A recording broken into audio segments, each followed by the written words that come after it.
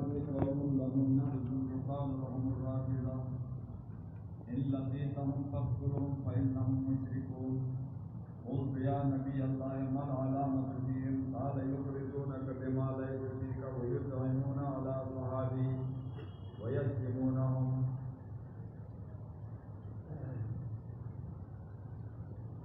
یہ کنز العمال کی ایک حدیث ہے. علی رضی اللہ تعالیٰ عنہ اس کا راوی ہے. میں نے جو حدیث پڑھی ہے اس کا ترجمہ میں آپ کو کروں گا. پہلی بات یہ سنیں، یہ سال کے 12 مہینے ہوتے ہیں. 12 مہینوں میں 4 مہینے اشہر حرم کہتے ہیں، محترم مہینے ہیں. محترم عزت کے محترم مہینے ہیں 4. ایک اکیلا ہے رجب، شعبان سے پہلے آتا ہے. 3 اشہر حرم اکٹھے آتے ہیں. ایک یہ ذیقعد، ذوالحجہ اور محرم. اور محرم اسلامی سال کا پہلا مہینہ بھی ہے. اسلامی سال شروع ہوتا ہے محرم سے. اس کی وجہ یہ ہے، یہ 2 کام، ایک اسلامی تاریخ ہجرت سے شروع ہے، اسلامی سال محرم سے شروع ہے. یہ دونوں عمر رضی اللہ تعالیٰ عنہ کے زمانہ سے ہیں یا تھوڑے بعد میں ہیں، کیونکہ صحابہ سب حج کرتے تھے. ذوالحجہ میں حج کر کے سب فارغ ہو کر پہنچتے تھے گھروں میں، تو محرم شروع ہوتا تھا. تو اس کو سال کا اول مہینہ بنایا.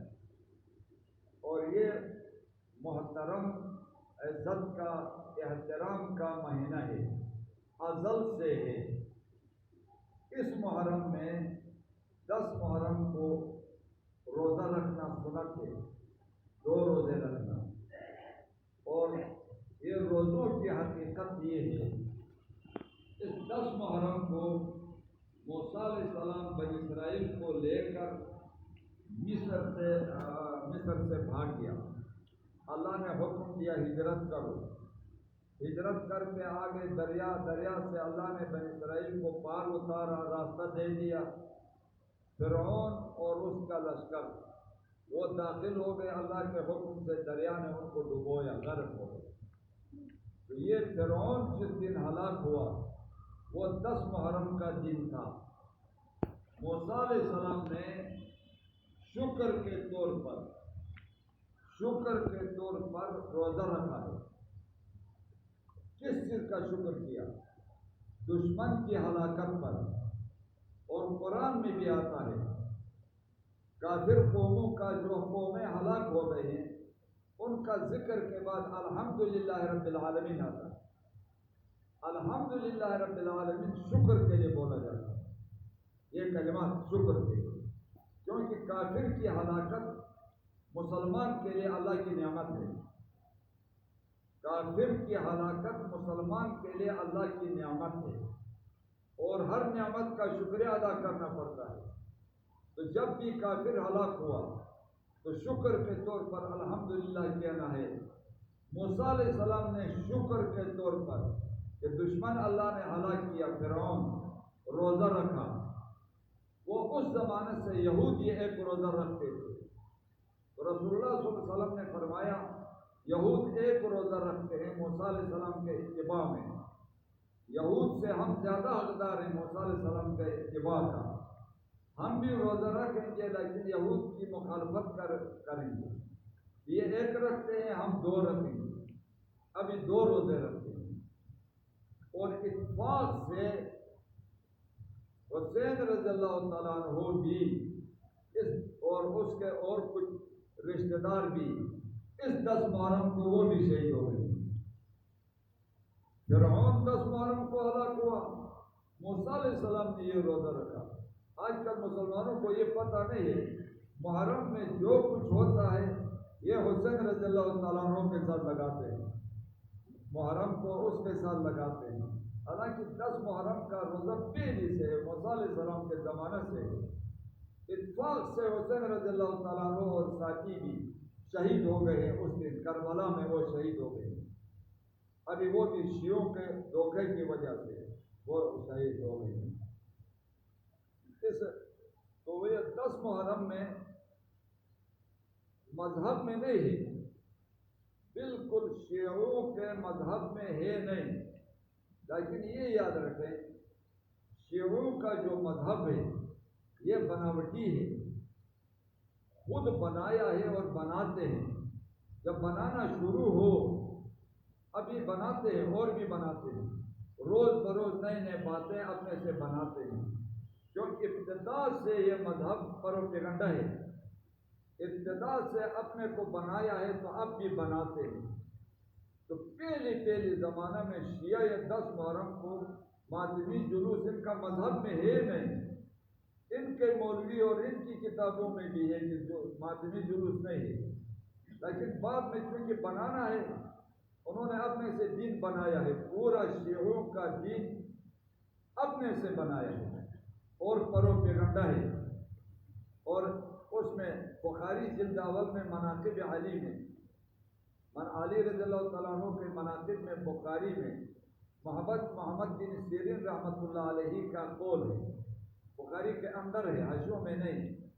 محمد بن سیرین رحمۃ اللہ علیہ فرماتے ہیں علی کی طرف جتنی باتیں منسوب ہیں یہ اکثر جھوٹی ہیں، اکثر جھوٹی ہیں، اکثر اپنے سے لوگوں نے بنایا ہے شیعوں نے. اور مولا علی قاری نے لکھا ہے 3 لاکھ احادیث بنائے شیعوں نے، 3 لاکھ احادیث، یہ پورا دن اپنے سے وہ بنایا ہے. اور ابتدا اس کا کہاں سے ہے؟ ایک یہودی آدمی تھا، یہود میں یہ یاد رکھیں یہود کسی کا مذہب خراب کرنے کے لیے بہت قربانی دیتے ہیں. نصارہ کا ایک مذہب تھا، ایک یہودی وزیر نے، بہت لمبا قصہ ہے، وقت ضائع ہوتا ہے وہ قصہ نہیں کرتا ہوں. ایک یہودی وزیر نے قربانی اتنی دی ہے، بادشاہ سے کہا میں عیسائی ہوں گا، بنوں گا، تو آپ میرے ہاتھ پاؤں کاٹیں. اور جب ہاتھ پاؤں کاٹا تو نصارہ مجھے پیر بنائیں گے. جب مجھے پیر بنایا کہ اس نے بڑی قربانی دی ہے، ہاتھ پاؤں اس کے کٹے ہیں عیسائی مذہب کے لیے، جب پیر بنایا تو میں ان کی جڑیں کاٹوں گا، ان کا مذہب ختم کروں گا. وہ اسی طرح یہودی ہوا، بادشاہ نے ہاتھ پاؤں کاٹا تو یہ نصارہ نے اس کو پیر بنایا، اس نے بڑی قربانی دی ہے. اس نے پھر غلط 11 رسالے لکھا ہے اور 11 آدمی کو الگ الگ دے دیا. مولانا روم نے تفصیلی ذکر کیا ہے کہ آپ میرے خلیفہ ہیں، اصل مذہب میں نے یہ لکھا ہے رسالہ میں، یہ آپ کو دیتا ہوں، آپ میرے خلیفہ ہیں، لیکن کسی کو دکھانا نہیں ہے، میرے وقت مرنے کے بعد دکھانا ہے. ایسے 11 رسالے لکھا، 11 آدمی کو اپنا خلیفہ بنایا، ہر ایک سے کہا کہ کسی کو دکھانا نہیں، اور ہر ایک کی بات دوسرے بات کی مخالف تھی. ایک نے کہا نماز 2 رکعتیں تو دوسرے نے کہا 4. جب وہ یہودی مر گیا تو 11 آدمی اٹھے، ایک نے کہا میں خلیفہ ہوں، رسالہ دکھایا، 11 خلیفے ہو گئے. تو ایک مذہب سے 11 بن گئے. اب عیسائیوں کے 11 مذہب وہ ایک یہودی نے بنائے. ہمارے دین میں بھی ایک یہودی عبداللہ بن سبا یہودی تھا اور بالکل مسلمان نہیں، اس نے کلمہ پڑھ لیا. اسلام میں مسلمانوں میں اختلاف اور ناچاقی اور لڑائی اختلاف پیدا کرنے کے لیے کلمہ پڑھ لیا. یہ علی رضی اللہ تعالیٰ عنہ کے زمانے میں آ کر مسلمان نہیں تھا، اس نے یہ جماعت بنائی، یہ شیعوں کی جماعت بنائی. اور سب سے پہلے انہوں نے یہ کہا، ایک جماعت کی، علی سے کہا آپ خدا ہیں، ان کو جلایا، قتل کیا، پھر یہ پھیلے گئے. پھر 4 ہو گئے. ابھی شیعوں کو سب سے پہلی، یہودی تو کافر ہیں، شیعوں کو سب سے پہلی کافر کس نے کہا ہے؟ سب سے پہلے شیعوں کو کافر شیعوں نے کہا ہے. یہ پہلے ایک جماعت تھی تو کافر نہیں کہتے تھے، اپنے کو کافر نہ کہا. پھر وہ چار ہو گئے تو ہر ایک جماعت نے دلائل دی، قسمیں کھائی، کہا یہ تین فریق شیعوں کے کافر ہیں۔ پھر وہ تین سے کرتے کرتے ایک امامیہ ایک جماعت ہے، ایک امامیہ وہ 20 بن گئی۔ ہر ایک جماعت نے ان کی کتابوں میں ہے اور تاریخ کی کتابوں میں ہے، ہماری کتابوں میں بھی ہے۔ پھر 32 فرقے بن گئے۔ 32 فرقوں میں ہر ایک فرقہ نے مسلمانوں کے حکم لگانے سے پہلے ہر ایک گروپ نے دوسرا گروپ کو کافر کہا ہے، ہر ایک گروپ نے دوسرا گروپ کو کافر کہا ہے، اور صحابہ کو بھی کافر کہا ہے۔ صحابہ کو کیوں کافر کہا؟ شیعوں نے اپنے ایک دوسرے کو بھی کافر کہا، بالکل کہتے تھے یہ مسلمان نہیں کافر ہے، ایک دوسرے کا قتل جائز سمجھتے تھے، اور صحابہ کو بھی کافر کہا۔ کیوں کافر کہا؟ انہوں نے ابو بکر کی بیعت کیوں کی؟ جو ابو بکر کی خلافت مانتا ہے انہوں نے کہا وہ سب کافر ہیں۔ تو ابو بکر کی خلافت پر امت کا اجماع تھا، سارے صحابہ نے بیعت کی۔ کیوں صحابہ نے ابو بکر کو خلیفہ کیوں بنایا؟ رسول اللہ بیماری مرض الموت میں تھے، رسول اللہ صلی اللہ علیہ وسلم نے فرمایا مروا ابا بکر فلیصلی بالناس، ابو بکر کو امر کرو وہ لوگوں کو نماز پڑھائے۔ ام المؤمنین عائشہ نے عرض کیا یا رسول اللہ وہ نرم ہے، دل نرم ہے، آپ کی جگہ میں کھڑا ہوا تو قرات نہیں سنا سکتا ہے، روئے گا، عمر کو امر کرو۔ 2-3 دفعہ یہ کہا۔ رسول اللہ صلی اللہ علیہ وسلم نے فرمایا تم وہ یوسف علیہ السلام والی عورتیں ہو، میں کہتا ہوں مروا ابا بکر، ابو بکر کو امر کرو۔ پھر ابو بکر کو امر کیا، وہ نمازیں پڑھاتا۔ جب رسول اللہ وفات ہوا، رسول اللہ کا انتقال ہوا، رسول اللہ موت سے کوئی مستثنا تو نہیں تھا، ملک الموت آیا، رسول اللہ کی روح قبض کی، رسول اللہ وفات ہوا۔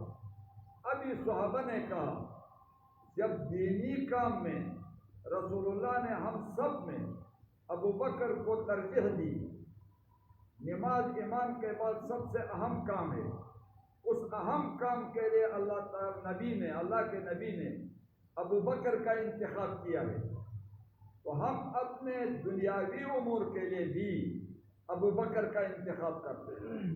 سب کا اجماع ہوا، وہ اجماع ہوا کہ ابو بکر خلیفہ ہے۔ جب ابو بکر کی بیعت کی، شیعان علی نے کہا جس نے ابو بکر کی خلافت مان لی ہے، بیعت کی ہے، وہ سب کافر، سارے صحابہ کو کافر کہا۔ پہلے اب ایک دوسرے کو کافر کہا، اس کے بعد سارے صحابہ کو کافر کہا، انہوں نے کہا صحابہ بھی کافر ہیں۔ پھر علی کے بارے میں ان کے مختلف امام ہیں، ان کے بارے میں مختلف باتیں بنائی اپنے۔ یہ حدیث علی رضی اللہ تعالیٰ عنہ راوی ہے،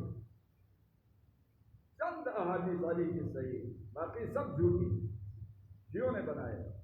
رسول اللہ صلی اللہ علیہ وسلم نے فرمایا اے علی سے کہا چچزاد کی ہے، داماد کی ہے، میری بعد ایک قوم آئی تھی، رسول اللہ کے زمانے میں نہیں تھے، اور وہ صحابہ پر تان لگائیں گے، ان کو رافضہ کہتے ہیں۔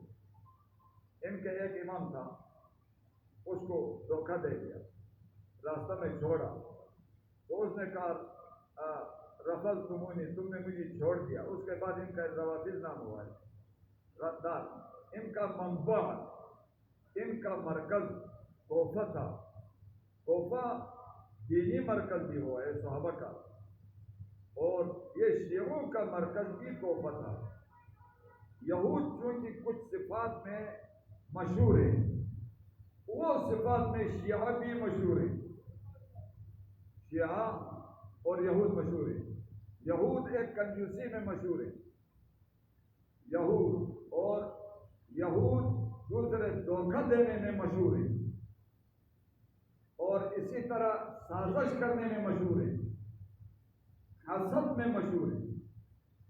خدا کی شان وہ 4 صفات، کنجوسی، غدر اور سازش کرنا اور حسد میں یہود ممتاز، پورے بنی آدم میں یہ ممتاز تھے۔ انہوں نے شیعہ بنایا، شیعہ بھی اس میں ممتاز، کوفہ ان کا منبع تھا، حتیٰ کہ پہلے زمانوں میں یہ مثل کے طور پر لوگ کہتے تھے ابخل من الکوفی اغدر من الکوفی، کوئی آدمی کنجوس ہوا تو اس کو کہتے تھے یہ تو کوفہ والوں سے بھی زیادہ کنجوس ہے، کوئی دھوکہ باز ہو تو کہتے تھے یہ کوفہ والوں سے بھی زیادہ غدار ہے۔ کوفہ والوں کیا غدر کرتے تھے؟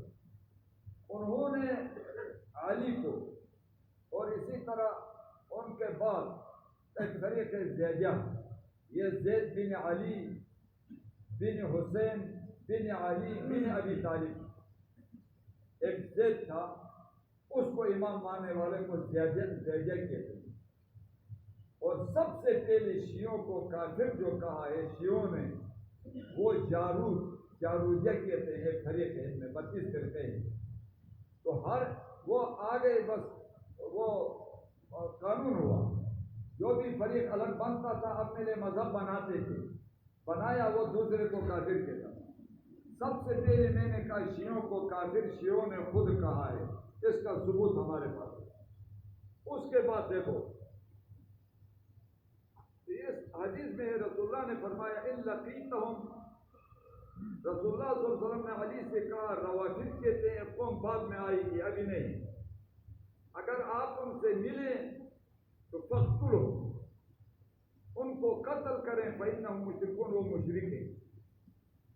تو علی کہتا ہے میں نے پوچھا یا نبی اللہ کے نبی من علامت کی ہے ان لوگوں میں یہ مشرک ہیں اور کیا شرک کرتے ہیں، علی کو خدا بناتے ہیں، پھر 12 امام بنایا ہے، ہر امام کو کچھ نہ کچھ شیعوں نے خدا کہا ہے، اور نبی سے امام کا درجہ آگے، نبی سے آگے درجہ دیتے ہیں، اور 5 تنخواہ کی عبادت کرتے ہیں، تو مشرک ہے تو علامت کیا ہے؟ تو رسول اللہ صلی اللہ علیہ وسلم نے فرمایا علامت یہ ہے وہ آپ کی تعریف یخرجون کا یہ معنی ہے، آپ کی بہت تعریف کریں گے۔ تو صحابی کی تعریف کرنا یہ تو گناہ تو نہیں، کہا دماغ نہیں سے ٹھیک ہے، ایسی باتیں بیان کریں گے وہ باتیں آپ میں نہیں، آپ کی ایسی صفات بیان کریں گے وہ صفات آپ میں نہیں، وہ کہیں گے علی خدا ہے، آپ خدا نہیں، وہ کہیں گے علی وسیع النبی ہے، آپ وسیع نہیں، جھوٹی باتیں بنائیں گے، تو کیا آپ کے بارے میں ایسی باتیں بنائیں گے وہ باتیں آپ میں نہیں ہوں گی، ایک علامت ہی ہے۔ اور دوسری علامت رسول اللہ صلی اللہ علیہ وسلم نے فرمائی یہ ہے کہ میرے صحابہ پر لعن طعن کریں گے، صحابہ پر لعن طعن کریں گے، وَيَشْتِمُونَهُمْ، ان کو گالیاں دیں گے، جیسا ابھی کفر سے بڑی گالیاں تو کوئی نہیں ہے، کفر سے بڑی گالیاں تو کوئی نہیں۔ جب ابو بکر کی بیعت کی صحابہ نے، پھر عمر کی بیعت کی، عثمان کی بیعت کی، علی کے زمانے میں یہ پیدا ہو گئے، انہوں نے حکم لگایا جس نے ابو بکر کی بیعت کی تھی، عمر عثمان کی، وہ سب کافر تھے، کیونکہ علی کا حق تھا، خلافت علی کا، انہوں نے ان کو کافر کہا۔ ابھی مسلمانوں کا کیا عقیدہ ہے؟ یاد رکھیں اہل سنت والجماعت 8 گروپ ہیں، 8 گروپ میں 4 ائمہ بھی ہیں، 4 فقہا بھی کہتے ہیں، 4 ائمہ کہتے ہیں، احناف، موالک، شوافیہ اور حنابلہ۔ امام ابو حنیفہ کا قول نقل نہیں، لیکن حنفی جو ائمہ ہیں، امام ابو حنیفہ کے جو شاگردوں میں آگے امام آئے ہیں فقہ حنفی کے، وہ سب نے کفر کا فتویٰ لگایا ہے، جو خلافت ابو بکر کا مخالف ہو وہ کافر ہے۔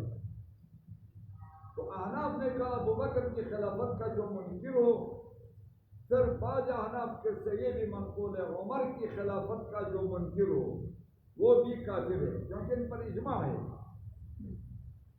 عثمان کی خلافت کا منکر پر کفر کا حکم نہیں لگایا، لیکن اور سنت والجماعت کا اجماع اتفاق ہے کہ علی سے عثمان افضل تھا، وہ شہید بھی ہوا۔ ابھی احناف نے یہ کہا، امام مالک نے کہا شیعہ کافر ہیں، استدلال اس آیات سے کیجئے لیغیظ بہم الکفار. کافر کی یہ علامت ہے، وہ صحابہ کو اس کے دل میں صحابہ کا بغض ہوتا ہے. جس کے دل میں صحابہ کا بغض ہو، یہ کفر کی علامت ہے، وہ کافر ہوتا ہے، وہ مسلمان نہیں ہوتا ہے. کیونکہ جس نے صحابہ کے ساتھ بغض رکھا، اس کا یہ مطلب ہے یہ پورا دن غلط ہے. قرآن بھی الآیات باللہ، احادیث بھی غلط ہے. کیوں؟ صحابہ نے پڑھتا ہے. جب الآیات باللہ وہ اگر کافر ہے تو دین کس طرح صحیح ہوا؟ تو یہ کہا صحابہ کو کافر کہنے والا وہ بھی اتفاقی کافر ہے. ابو بکر اور عمر کی خلافت کا انکار کرنے والا حنفی ائمہ نے کہا وہ کافر ہے. امام مالک نے کہا کافر ہے. امام شافعی نے بعد میں، میرے پاس ان باتوں کا ثبوت ہے، میں جو کہتا ہوں ان کا ثبوت ہے. امام شافعی نے کہا کہ امام مالک کا استنباط لیغیظ بہم الکفار سے استدلال کیا ہے شیعوں کے کفر پر. کہا یہ درست ہے، تائید کیا، یہ ٹھیک کہا. امام احمد بن حنبل نے بھی تائید کی. اس نے بعد میں اپنا زمانے میں کہا امام مالک نے جو فتویٰ دیا ہے صحابہ سے بغض رکھنے والا کافر ہے، یہ فتویٰ ٹھیک ہے. امام مالک نے دی، امام احمد بن حنبل. تو چاروں مذاہب متفق ہو گئے. پہلے کافر کہا شیعوں کو، شیعوں نے خود ساری کتابیں بھری. اس کے بعد رسول اللہ کی یہ احادیث بھی ہے کہ یہ مشرک ہے، علی سے کہا ہے ان کو قتل کریں. مشہور تابعی شعبی نے ان کو یہود کا کافر کہا، بلکہ یہود نصارہ سے بدتر کہا. ائمہ، چار ائمہ نے بھی ان کو کافر کہا، اور بعد والے لوگوں نے بھی ان کو کافر کہا. ایک شیعہ ہے، اس کا نام ہے عبداللہ حمدانی. یہ حسن بن یزید داعی، اہل سنت والجماعت کا داعی تھا، واعظ کرنے والا واعظ تھا. اس کی مجلس میں عبداللہ حمدانی نے، شیعہ تھا، ام المومنین عائشہ کو برا بلا کہا.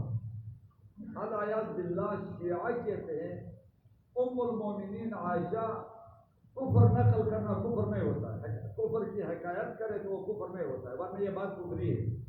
ابھی جو بات میں نقل کرتا ہوں یہ کفر کی بات ہے.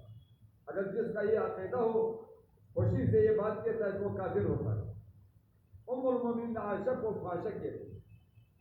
جس نے عقیدت سے یہ لفظ کہا وہ قرآن کا منکر ہوتا ہے، وہ کافر ہوتا ہے. اس کی مجلس میں یہ شیعہ نے یہ کہا، عبداللہ حمدانی نے.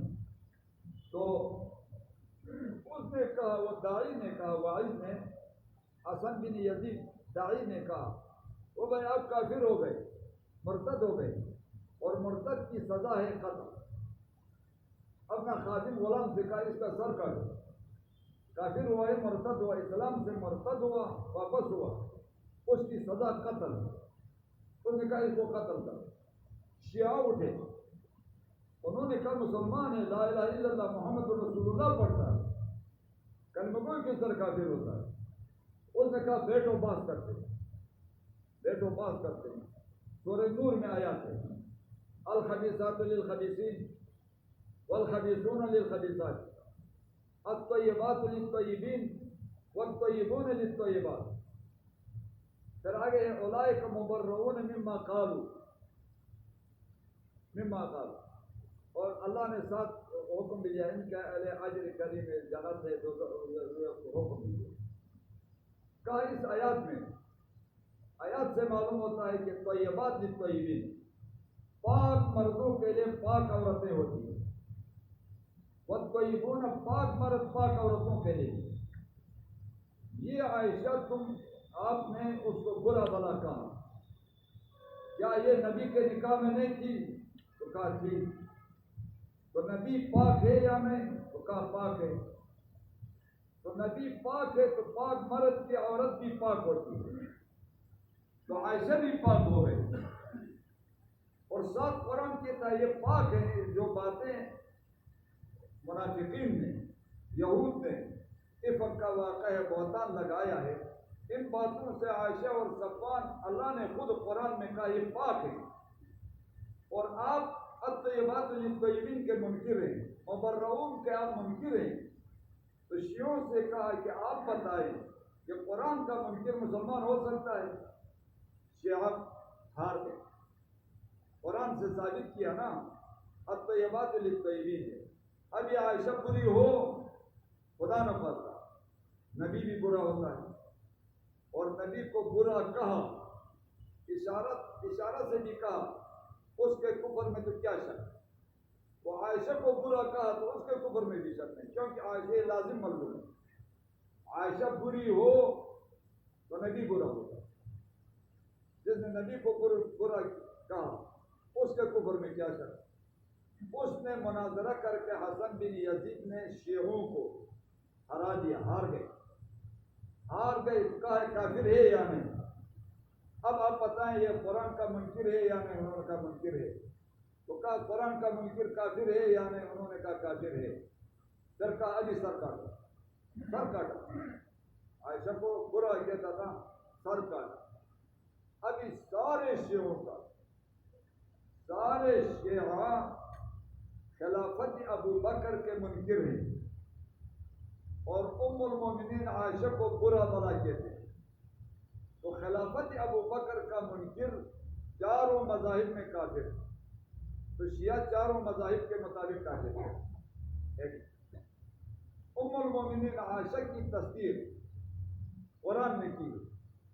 جو ام المومنین عائشہ کو پاک نہیں سمجھتا ہے وہ قرآن کا منکر ہے. قرآن کا منکر بھی کافر ہوتا ہے. ابھی یہ تو چار ائمہ آئے اور پرانے لوگوں نے شیعوں کو ہرایا کہ ثابت کیا کہ یہ قرآن کے منکر ہیں. یہ بھی ہوا. ابھی بعد میں لوگوں کا کیا ہے. مجدد الفسانی رحمۃ اللہ علیہ نے فرمایا ابو بکر کے خلافت کا منکر کافر ہے. اسی طرح ہندوستان میں عالمگیر نے سارے مولویوں کو جمع کیا کہ ایک کتاب لکھیں, سب شرعی فتویٰ لکھیں, وہ ہمارا شرعی قانون نافذ کرتے ہیں, وہ قانون ہوگا ہندوستان میں. عالمگیر نے سارے مولوی جمع ہو گئے. انہوں نے ایک کتاب لکھی ہے, اس کو عالمگیری کہتے ہیں, کتابیں ہندیہ بھی کہتے ہیں. اس میں ہے کہ شیعہ سب کے سب کافر ہیں. وہ سارے ہندوستان کے عالمگیر کے زمانے کے سارے مولویوں نے اس فتویٰ میں لکھا ہے, اتفاقی لکھا ہے کہ یہ سب کافر ہیں. سب انہوں نے بھی ان کو کافر کہا اور چار ائمہ نے بھی ان کو کافر کہا. اور 1000 سال پہلے ایک کتاب ہے الفرق بین الفرق, 1000 سال پہلے ایک عالم نے لکھا ہے. اس میں کہتا ہے کہ ان کے کافر ہونے کے ایک وجہ نہیں ہے, بہت وجوہ ہیں. ابو بکر اور عمر کے خلافت کے بھی منکر ہیں, اور بڑی وجہ یہ بھی ہے یہ سارے صحابہ کو بھی کافر کہتے, اور یہ صحیح معنوں میں پورا قرآن کو بھی نہیں مانتے, اور یہ اہل بیت کو خدا مانتے ہیں. اہل بیت کو خدا مانتے ہیں, خدائی کا درجہ دیتے ہیں.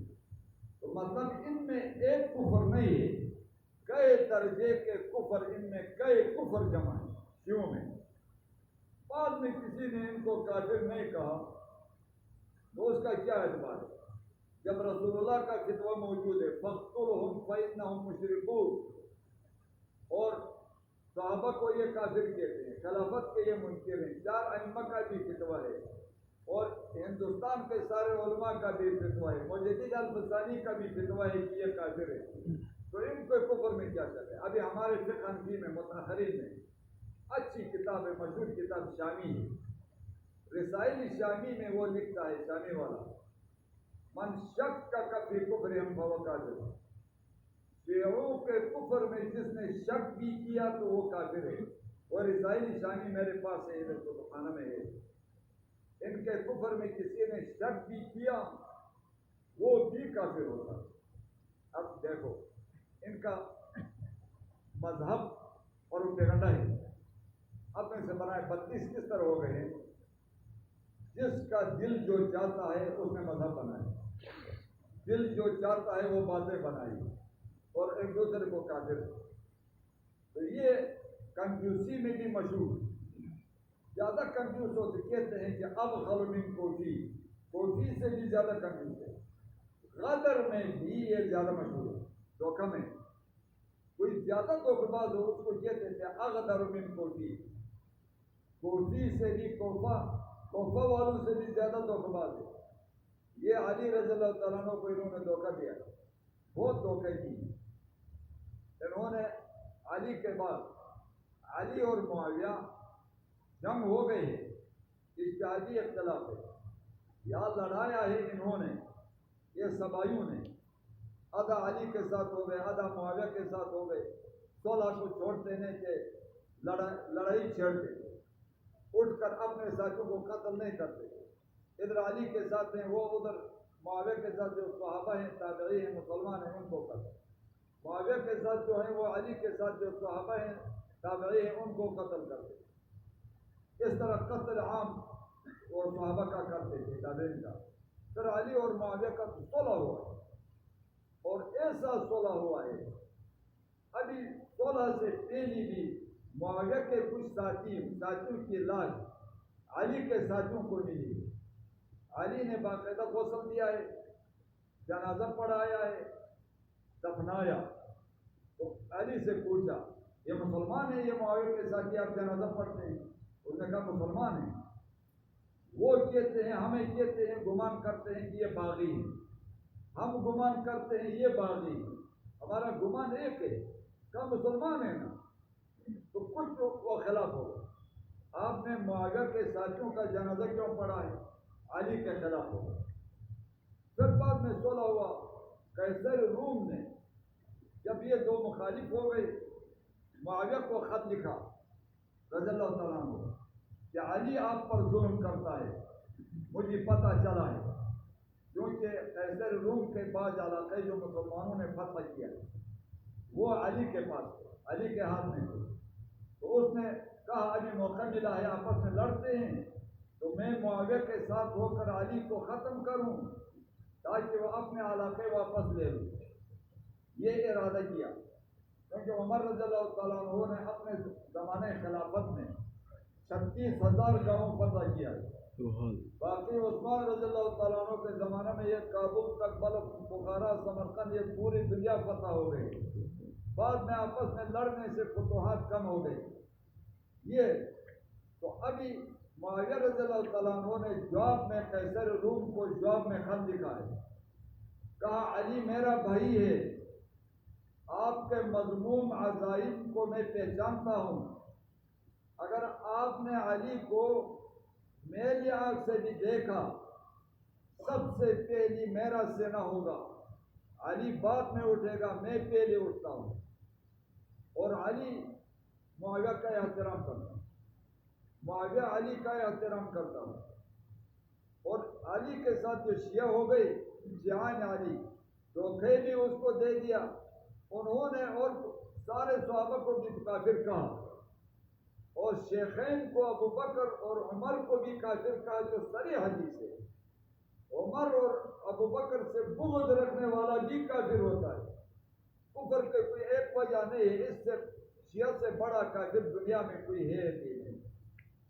آخر میں جب معاویہ اور علی کی لڑائی ہو گئی، اس کو بہانہ بنا کر ابو سفیان کے بنو امیہ سارے ابو سفیان کے گھر والوں کے پیچھے لگے، یہ کہا ہند میں حمزہ رضی اللہ تعالیٰ عنہ کی کلیجی چبائی ہے احد میں، 300 سال بعد میں یہ بات بنائی ہے شیعوں نے، 300، صحابہ کے زمانے میں یہ بات نہیں تھی، تابعین کے زمانے میں نہیں تھی، اور ہند غزوہ احد میں مکہ میں تھی، احد میں موجود نہیں تھی، شیعوں نے بنایا، معاویہ کو بھی کافر کہا علیہ اللہ، ابو سفیان کو بھی منافق کہا، اور چونکہ حسین رضی اللہ تعالیٰ عنہ یزید کے خلافت کے دور میں شہید ہوا ہے، تو سارا ملبہ یزید پر ڈالا، حالانکہ یزید شام میں تھا، یہ عراق میں کربلا میں شہید ہوا ہے، اور بالکل ان کے اہل بیت کے قتل میں یزید بالکل ملوث نہیں، اس کا سر کاٹ کر یزید کے سامنے رکھا، تو یزید نے کہا جس نے رسول کے نواسہ کے ساتھ یہ کام کیا ہے، قتل کیا ہے، وہ مسلمان نہیں ہے، یزید کا یہ فتویٰ ہے، یزید نے کہا، شیخ الاسلام ابن تیمیہ اس کی کتاب ہے منہاج السنہ، اس میں یزید کی وہ اتنی تعریف کرتا ہے، یہ یزید کو برا کر کے کافر بنا کر بلا بنا کر پیش کیا امت کو شیعوں نے۔ تو چلو اگر شیعوں کی بات مان کر آپ نے معاویہ کو برا بلا کہا تو شیعہ تو سارے صحابہ کو بھی کافر کہتے ہیں، ام المومنین عائشہ کو بھی گالیاں دیتے ہیں، اور شیعہ تو ایک کو بھی نہیں، ابو بکر اور عمر کو بت کہتے ہیں، تو وہ بھی مانے گا۔ امام غزالی لکھتا ہے، امام غزالی کا کتابوں میں موجود ہے، یہاں میرے پاس کتاب ہے، امام غزالی کہتا ہے یزید علیہ الرحمت کہنا مستحب ہے۔ اشرفی صاحب سے کسی نے پوچھا یزید پر لعنت بھیجیں، اس نے کہا یزید تابعی تھا، اگر آپ یزید سے بہتر ہیں تو لعنت بھیجیں، ایسا نہ ہو کہ آپ یزید سے بھی برے ہوں۔ جب پرانے لوگوں نے، صحابہ نے بیعت کی، صحابہ نے اس کے پیچھے نماز پڑھی، امام غزالی کہتے ہیں علیہ الرحمت کہو، حسین رضی اللہ تعالیٰ عنہ کا بیٹا، ان کے جو بچے رہ گئے ہیں، انہوں نے امیر المومنین یزید کہا ہے، تو وہ جن کے ساتھ جو مخالف ہیں وہ امیر المومنین کہتے ہیں، وہ اس کی تعریف کرتے ہیں، شیعوں کے پیٹ میں مروڑ آتا ہے، آخر صدی میں آ کر وہ کافر کہتے ہیں، ادھر سے بیٹھ کر راج منگل گئے۔ اب علی جب شہید ہوا شیعہ نہیں مانتے ہیں، کوئی کہتے ہیں زندہ ہے، حسن رضی اللہ تعالیٰ عنہ خلیفہ ہوا ہے، علی کا بیٹا خلیفہ ہوا، پھر معاویہ رضی اللہ تعالیٰ عنہ کے ساتھ صلح ہوا۔ کیوں صلح ہوا؟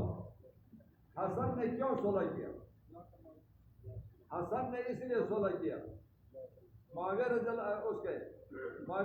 تعالیٰ عنہ کے ساتھ لڑنے کے لیے لشکر لے کر نکلا، یہ شیعہ ساتھ تھے، راستہ میں جا کر ایک شیعہ نے نیزہ سے حسن رضی اللہ تعالیٰ عنہ کے ادھر مارا، پسلیوں میں مارا، شیعہ نے، خدا بھی کہتا ہے اس کو، اس کی عبادت بھی کرتا ہے، اس کو مارتا بھی ہے، وہ گھوڑے سے گر گیا۔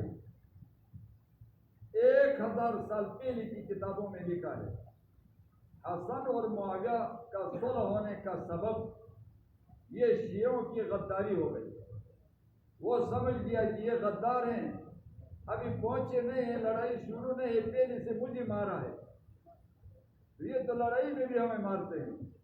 اس نے صلح کیا، اور رسول اللہ صلی اللہ علیہ وسلم نے پہلے سے پیشن گوئی کی تھی، میرا یہ نواسا حسن مسلمانوں کی 2 بڑی جماعتوں میں صلح کرے گا۔ وہ مسلمانوں کی 2 بڑی جماعتیں کون سی تھی؟ ایک علی کی جماعت، ایک معاویہ کی جماعت۔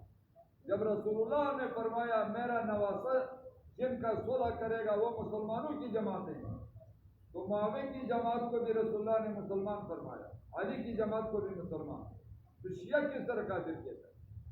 ابھی حسین رضی اللہ تعالیٰ عنہ کس طرح شہید ہوا کربلا میں، حسین رضی اللہ تعالیٰ عنہ کربلا میں کس طرح شہید ہوا، یہ شیعوں نے خطوط بھیجا ہے حسین کو، ہم یزید سے تنگ ہیں، ہم آپ کی بیعت کرتے ہیں، آپ ہمارے خلیفہ ہیں، آؤ۔ آیا تو حالات ادھر، پہلے جاجزاد کو بھیجا تو اس کو شہید کیا، دوسرا پھر بعد میں خود پہنچا، دیکھا تو وہ شیعوں نے حالات کچھ اپنے حق میں نہیں دیکھا، یزید کی لشکر غالب ہے، جب یزید کا لشکر غالب تھا سمجھ گئے، وہ بھی ان کے ساتھ ہو گئے، ان کے ساتھ ہو کر ان کے خلاف ہو گئے، حسین اور اہل بیت کو بلا کر ان کے خلاف ہو گئے، کیونکہ یزید کا لشکر غالب تھا، خلاف ہو کر ابھی عبید اللہ بن زیاد وہ حسین رضی اللہ تعالیٰ عنہ سے باتیں کی، تو باتوں میں اس نے کہا، آپ 3 باتوں میں، البدایہ والنہایہ صحیح کتاب ہے ابن کثیر کی، 14 جلدوں میں تاریخ کی کتاب ہے، میرے پاس موجود ہے، عربی میں ہے، اس میں حسین رضی اللہ تعالیٰ عنہ نے کہا 3 باتوں میں ایک بات پسند کریں، یا مجھے کسی جگہ میں جہاد ہو وہاں بھیجیں تو میں جہاد کر کے شہید ہو جاؤں، اگر جہاد کے لیے مجھے کسی جگہ میں نہیں بھیجتے ہیں تو مجھے راستہ خالی کرو، میں واپس مکہ جاتا ہوں۔ انہوں نے یہ 2 باتیں نہیں مانی، معاویہ نے بیعت کرو یزید کی، تو اس نے کہا کہ میں آپ کے سامنے بیعت نہیں کرتا ہوں، آؤ مجھے یزید کے پاس پہنچاؤ شام میں یزید کی بیعت کرتا ہوں۔ البدایہ والنہایہ میں موجود ہے، البدایہ والنہایہ میں یہ عبارت موجود ہے، اور بھی بہت کتابوں میں۔ حسین رضی اللہ تعالیٰ عنہ نے کہا مجھے یزید کے پاس پہنچاؤ، میں یزید کی بیعت کرتا ہوں۔ یزید کی بیعت کرنے کے لیے حسین رضی اللہ تعالیٰ عنہ تیار تھا۔ ابھی انہوں نے کہا میں یزید کے پاس اب نہیں جا سکتا۔ کیوں نہیں جا سکتا؟ شیعوں نے جتنے خطوط لکھا تھا حسین رضی اللہ تعالیٰ عنہ کے پاس، وہ خطوط سب ان کے پاس موجود تھے۔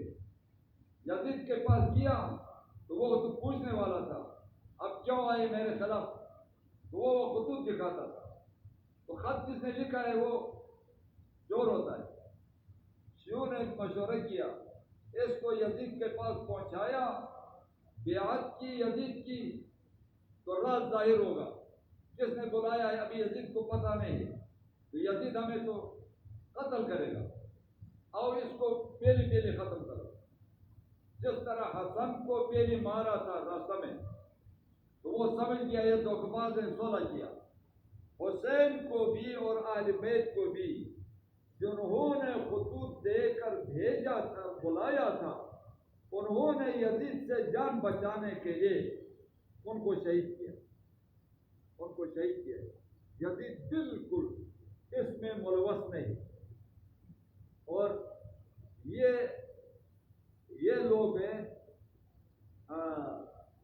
ایک اور کہتا ہے، اس میں کتابوں میں لکھا ہے کہ خلفاء راشدین کو، صحابہ کو، جو خلفاء ہو گئے تھے، حسن ابو بکر اور عمر اور عثمان کو جو برا بھلا کہتا ہے، کہتے ہیں قبر میں وہ مسخ ہوتا ہے، اس کی شکل خنزیر کی ہوتی ہے۔ ایک شیعہ تھا بہت زیادہ، وہ ابو بکر اور عمر کو گالیاں دیتا تھا، ابن نمیر اس کا نام تھا۔ جب وہ مر گیا، کچھ سنی نوجوانوں نے کہا بھائی مولویوں نے ابھی تک یہ مسئلہ بیان کیا ہے، ابو بکر و عمر کی مخالفت جو کرے گا اس کی شکل قبر میں خنزیر کی ہوتی ہے۔ یہ ابن نمیر شیعہ ان کو گالیاں دیتا تھا، اور اس کی قبر کھود کر دیکھتی، قبر کھود کر دیکھا تو خنزیر تھا۔ انہوں نے اس کو نکالا، قبر سے باہر نکال کر جلا کر پھر قبر میں ڈالا۔ شکل خنزیر کی ہوتی ہے، قبر میں شکل اور اس کے خنزیر کی ہوتی ہے۔ ابھی کربلا میں جو حسین رضی اللہ تعالیٰ عنہ اور رشتہ داروں کو قتل کیا، یہ المناک واقعہ ہے، لیکن یہ ذہن میں رکھیں، شیعوں نے مسلمانوں کا ذہن بنایا ہے، کہتے ہیں مظلوم شہید حسین، اللہ کا بندہ مظلوم شہید سمیہ تھی، مکہ میں ابو جہل نے قتل کیا ہے، مظلوم شہید عثمان تھا رضی اللہ تعالیٰ عنہ، اور یہ دونوں بھی، ان دونوں سے بھی بڑا جرم احد میں رسول اللہ صلی اللہ علیہ وسلم کے ہونٹ، دانت پھوٹ کیا، ہونٹ سے خون نکلا، نبی کا خون کا ایک قطرہ پوری دنیا کے ساتھ برابر نہیں۔ حسین اور اہل بیت کا واقعہ المناک تو ہے، دردناک ہے، مسلمانوں کا غم کا سبب ہے، لیکن مظلوم شہید وہ نہیں ہے، مظلوم اس سے بڑے مظلوم شہید ہو رہے ہیں ابھی مسلمانوں میں۔ اور امام حسین کہتے ہیں یہ تشیع کا اثر ہے، ابو بکر اور عمر کو امام نے، عثمان کو امام نے، حسین کو امام کہنا یہ شیعیت ہے، شیعوں سے متاثر ہو کر امام کہتے ہیں۔ حسین علیہ السلام کہنا یہ بھی تشیع کا اثر ہے، حرام ہے یہ کہنا۔ اور اسی طرح حسن حسین اپنے نام کے ساتھ لگانا، کنیز فاطمہ اپنے نام کے ساتھ لگانا، یہ بھی شیعوں کا اثر ہے۔ اور ان دنوں میں حسن حسین کے اصال ثواب کے لیے کھانا پکانا بالکل شیعوں کے ساتھ مشابہت ہے، اور صحابہ کے اصال ثواب کے لیے کھانا نہیں پکاتے ہیں۔ کیا حسن اور حسین سب سے بہتر تھے یا علی سب سے بہتر تھا؟ نہیں تھے، کم درجے کے تھے، اور ان سے کئی صحابہ بڑے درجے کے تھے۔ ان کے اصال ثواب کے لیے نہیں، ان کے اصال ثواب کے لیے کھانا پکاتے ہیں، یہ بھی شیعوں سے متاثر ہوتے ہیں۔ شہادت پہ قصے سنانا ان دنوں میں یہ بھی شیعوں سے متاثر مختصر ہونا ہے. یہ جو جلوس نکالتے ہیں 10 محرم کو شیعہ نکالتے ہیں، 12 ربیع الاول کو بریلوی نکالتے ہیں. ابھی سپاہ والوں نے بھی شروع کیا، 18 ذوالحجہ کو وہ بھی جلوس نکالتے ہیں. تینوں برابر بدعت ہے. سپاہ والوں کا جلوس یہ 18 ذوالحجہ کو، شیعوں کا جلوس 10 محرم کو، اور بریلویوں کا جلوس 12 ربیع الاول کو. ایک چیز ہے، ایک ذرا فرق نہیں. اتنا فرق ہے، شیعہ اور بریلوی مسلمان نہیں ہے، سپاہ والے مسلمان ہیں. سپاہ والے چھوڑو، ان میں مولوی کم ہے، یہ تو جلوس نکالتے ہیں، دفاع عثمان فلان فلان بہانے بناتے ہیں، بدعت ہیں. یہ تو کافر تو نہیں ہوتے ہیں، بدعت وہ کیا. تعجب ہے، آپ سب تقریر سنتے ہیں اور اس کو بڑا مبلغ مانتے ہیں اور بڑا عالم مانتے ہیں. طارق جمیل صاحب کو 4 سال سبق پڑھا، وہ گلگت امام باڑہ میں کیا ہے، وہاں شیعوں کو تقریر کیا ہے اور تقریر میں کہا جس طرح تمہارا عقیدہ ہے علی بہتر ہے، یہ میرا بھی عقیدہ ہے علی بہتر ہے. اجماع الامت کا خلاف کیا. حالانکہ طارق جمیل کو یہ پتہ نہیں، چاروں ائمہ نے خلافت ابو بکر کے منکر کو کافر کہا ہے، مجدد البصامی نے کافر کہا ہے. اب طارق جمیل کو پتہ نہیں، اس نے کہا کہ جس طرح تمہارا عقیدہ ہے.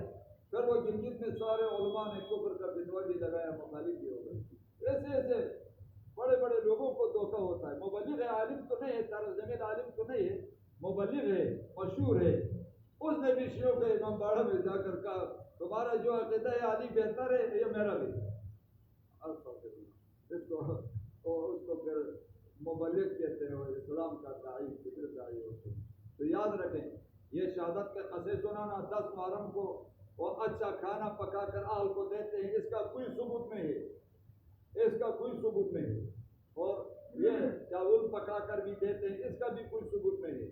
یہ سب کے سب شہادت کے قصے سنانا یہ 10 محرم کو، یہ سب کے سب بدعات ہیں. یہ ان کاموں سے اپنے کو بچائیں. 10 محرم کی چھٹی بھی بدعت ہے، اور وہ ساتھ رزق جو کرتے ہیں یہ روایت ثابت نہیں ہے، وہ بھی جھوٹ ہے. واقعہ